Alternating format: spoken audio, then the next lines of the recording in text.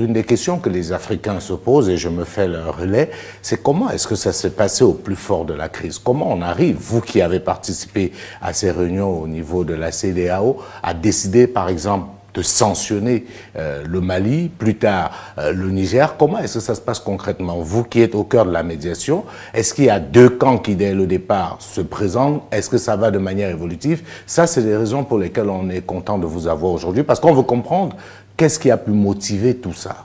Donc, vous saviez, à chaque fois quand il y a une crise, il y a toujours plusieurs camps. Mais parfois, nous nous compliquons la vie en cherchant à savoir qui est derrière tel camp.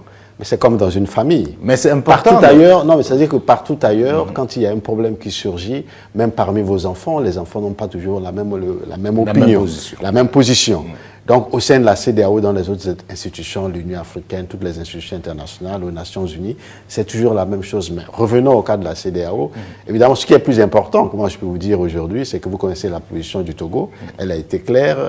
La position du Togo, dans les crises, c'est celle, je vous disais tout à l'heure, que le Togo est un pont entre la CEDEAO et les autres pays.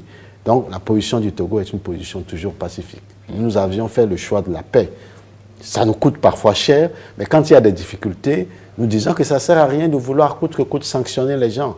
Parfois, c'est difficile de supporter, mais on n'a pas la solution. Devant ces événements que nous avions vus depuis 2021 dans la sous-région, la succession des coups d'État, la succession des événements. Aujourd'hui, les attaques terroristes depuis les pays du Sahel jusque dans les pays côtiers que nous sommes, il faudrait trouver une solution. Nous sommes du côté de la solution. C'est ça la position du Togo. Donc, à chaque fois, nous essayons, quand les gens nous approchent, ou même dans les positions, nous essayons toujours de prôner le dialogue. Parlons avec tout le monde, écoutons tout le monde. On est parfois tenté d'avoir à la fois la carotte et le bâton. Parfois, ça fait partie du jeu, mais nous mettons plus la carotte devant et le bâton derrière. Voilà.